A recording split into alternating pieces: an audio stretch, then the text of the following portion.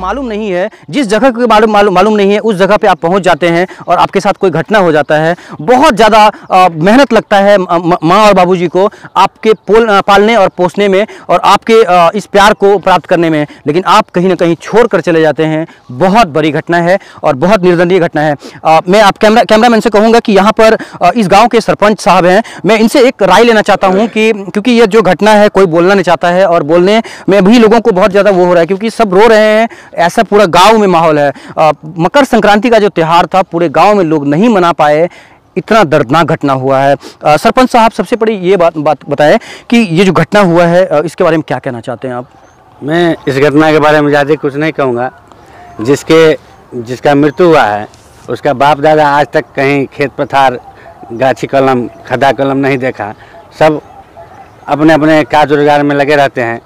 संजोग की बात है, मकर संक्रांति के दिन था, बच्चा जो था जो पूजा करके सुबह सुबह नहा के गर्म पानी से घर से निकला, फिर महादेव का पूजा करके कब कैसे यहाँ पर आ गया पता नहीं चला। हम लोग पूरे गांव शोकाकुल में डूब गए सुन करके, और इससे ज़्यादा मैं कुछ कहना नहीं चाहूँगा। ये भी नहीं ज़्यादा कहना चाहते हैं क्योंकि मैं बता रहा कि पूरे गाँव बहुत तकलीफ में है। कब आ गया बच्चा इधर, महादेव का पूजा करने के बाद कब इसका कैसे माइंड डाइवर्ट हो गया उसका, बहुत बड़ी घटना है। और यहाँ पर एक गांव के ही जो है प्रदीप, इनका नाम है प्रदीप जी, आप बताएं कि इस घटना से आप क्या मतलब सीखते हैं या क्या कहना चाहते हैं? बहुत बहुत धन्यवाद। सबसे पहले मैं अपने भारत देश समाचार की तरफ से धन्यवाद देता हूँ जो आप कठिन परिश्रम करके यहाँ तक आए उस बच्चा के लिए। और मुझे जहाँ तक जानकारी है साथियों, तो बच्चा सवेर में स्नान किया है, मैंने भोर में उठ करके। मकर संक्रांति ऐसा पर्व जिसको राष्ट्र मनाता है, पूरे दुनिया मनाता है और हम लोग भी मनाते हैं। और वो बच्चा और हिंदुओं के लिए सबसे बड़ा पर्व त्योहार है, साबित करता है ये। और बच्चा सुबह उठ करके स्नान किया। स्नान करने के बाद माँ और पिता जो कहता है, जो तिल चाउर वाह पुराना जमाना सही बात। मैं एक चीज आपको बोलना भूल गया हूँ कि जो मिथिला में एक बहुत बड़ा प्रथा है कि तिल और चावल सुबह सुबह चढ़ता है भगवान को शायद, और वो खिलाया जाता है अपने बच्चों को जिससे कि वो सेवा कर सके अपने बुजुर्ग माता पिता को। इस तरह का यहाँ प्रथा है। लेकिन ये तिल और चावल और गुड़ ये सब खाने के बाद वो घर से निकलता है, महादेव का पूजा करता है। हाँ जी, आगे बताएं। और जब तिल कुड़ चावल ले लिया है बच्चा, तो वो गाड़ी पर चढ़ने का थोड़ा शौकीनदार था साथियों। मुझे जहाँ तक पता है वो बुलेट पर चढ़ने की इच्छा जताया तुरंत। तो उसको दादा आदरणीय मास्टर साहब बोले, जो बउआ सो चचा जी जाने वाले हैं दरभंगा, सो ऐसा करो तुम कोई दूसरा गाड़ी ले लो यदि तुमको गाड़ी पर चढ़ना है तो। और वो बच्चा जिद ठान दिया। सुनते हैं बात क्या है, सुन कहेंगे नाम गोपनीय रखना है, जो बुलेट पर में वो अंत में चढ़ ही गई, ठीक है। और गाड़ी से 2-3 बच्चा घर से निकला और बाबा दरबार में आया। चूंकि सुना होगा जो कुंभ स्नान चल रहा है, प्रयाग ऐसा स्नान चलता है, पढ़ा लिखा रहता था। कल की दिन थी, तो महादेव मंदिर में साथियों आसन लग रहा है जो पट को बंद कर दिया। पट को बंद कर मैंने किया है बच्चा, केवाड़ी बंद है। और वो आधा घंटा तक 30 मिनट तक वो बच्चा पूरे महादेव को वो पूरा अंतर ध्यान होकर के पूजा किया है। और बहुत सारी महिला फूलडाली में फूल और अक्षत सब लेकर के पूजा निकलने के लिए निकला महादेव मंदिर पर में, चारों तरफ से महिला सब खड़ी थी। और वो आश्चर्य हो गया महिला सब, जो ये बच्चा आधा घंटा से मैंने इसको बंद करके पूजा कर रहा है, आखिर क्या बात है। जब आधा घंटा लगा उसके बाद पट खुलता है आपस में और मैंने निकलता है बच्चा और बोला जो चाची दाई आप लोग भी आप जाइए, पूजा करने का समय हो गया। और हमारे बीच उपस्थित आदरणीय सरपंच साहब, हमको नहीं पता था, हमको पता था जो वहाँ से वो बच्चा यहाँ आया है, लेकिन आदरणीय सरपंच साहब का कहना है जो नहीं, वो बच्चा फिर वापस गई महादेव पूजा करने के बाद और फिर दोबारा आया। और जब आया तो 2-3 मैंने भैयारी था। समाचार में आप सभी का फिर से एक बार स्वागत है। आज मैं पहुंच चुका हूं बिहार के दरभंगा जिला के लदारी गांव में। बहुत ही अविश्वसनीय घटना हुआ है और दर्दनाक घटना कह सकते हैं।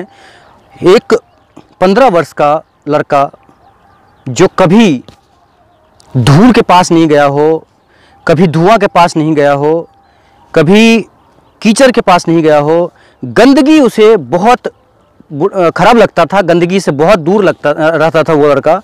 लेकिन मकर संक्रांति के दिन बच्चे कहीं ना कहीं पतंग उड़ाते रहते हैं, कहीं ना कहीं एंजॉय करते रहते हैं, परिवार के साथ हो या कहीं दोस्तों के साथ हो। और अचानक सुबह उठकर बात करें, अगर सुबह उठकर वो जो लड़का है घर में नहाता है गर्म पानी कर, क्योंकि उसे धूल से भी एलर्जी था, गंदगी से भी एलर्जी था, सभी तरह की गंदगी से। तो सुबह उठकर गर्म पानी से नहाता है, गर्म पानी से नहाकर फिर गांव की तरफ निकलता है। फिर दोस्त और एक भाई रहता है उसके साथ, बदला हुआ नाम गोकुल हम कह सकते हैं। और गोकुल अपने दोस्तों के साथ निकलता है, गांव के ही महादेव मंदिर पर जाता है। महादेव मंदिर में जाकर पूजा अर्चना करता है, आशीर्वाद लेता है। बहुत ही अविश्वसनीय जरूर कह सकते हैं कि बहुत ही मुझे भी समझ में नहीं आ रहा कि मैं इस डॉक्यूमेंट्री को कैसे बनाऊं, इस कहानी को कैसे आपके सामने बयान करूं, कि बहुत अविश्वसनीय है, बोल नहीं सकते इसके बारे में। इस गड्ढे में नहाना मतलब उसके लिए दूर दूर तक ऐसी कोई बात नहीं थी। पूरे घर में नल लगा हुआ है, झरना लगा हुआ है उसके लिए, और घर में गर्म पानी से सुबह सुबह नहाने के बाद इस गड्ढे में नहाने का मन कैसे हो गया उस बच्चे का। और अपने छोटे भाई को कहता है कि घर से कपड़ा लेकर के आओ, घर से कपड़ा लेकर के आओ। घर से जब तक कपड़ा लेकर के आता है, उसके साथ जो एक दोस्त रहता है वो भी सही रहता है, लेकिन उस बच्चे का मन हो जाता है नहाने का इसमें। और अचानक जाने के बाद थोड़ा आगे जाने का, क्योंकि ये जो गड्ढा है लोगों को पता नहीं रहता है कि कहाँ पे कितना गड्ढा है, क्योंकि जब जेसीबी से खोदा जाता है तो सबसे बड़ी बात और है कि गड्ढा खोदने का एक तरीका है। गड्ढा खोदने का एक तरीका है कि बीच में अगर हम गड्ढा खोदते हैं तो साइड में मतलब कहीं ना कहीं कम गड्ढा होना चाहिए। अगर कोई किसी को नहाना है या कोई पानी लेने के लिए जाता है तो उसका ऐसी कोई घटना ना हो। तो यही गड्ढा है जहाँ पर वो बच्चा जाता है नहाने के लिए, और उसे तैरने नहीं आता है, और वो ज़्यादा पानी में जाकर वो डूब जाता है। डूब जाने के बाद हल्ला होता है, यहाँ पर बताया जाता है गांव वालों को कि ऐसा घटना हो गया है। फिर गांव वाले अपने तरीके से उसे चाक पर घुमाते हैं जिससे कि उसके शरीर का जो पानी है वो निकल जाए।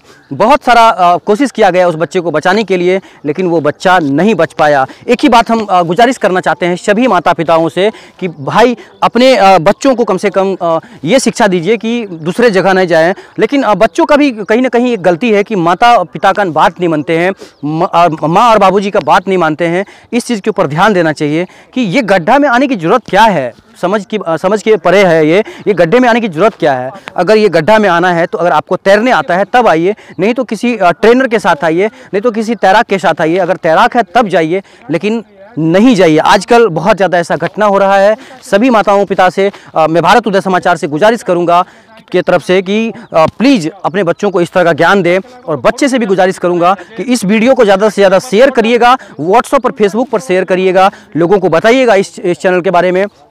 और माँ और बाबूजी के ही अधीन रहें, किधर भी ना जाएं, किसी भी घटना के पास। वो लड़का इस फाटक का नज़ारा देखने के लिए आता है, कभी वो गया ही नहीं था, इसके लिए वो देखने के लिए आता है। और ये पूरा एरिया जो है इस गांव का ही रकबा कह सकते हैं, इस गांव का ही खेत है जहां पर जो गांव के लोग हैं खेती करते हैं।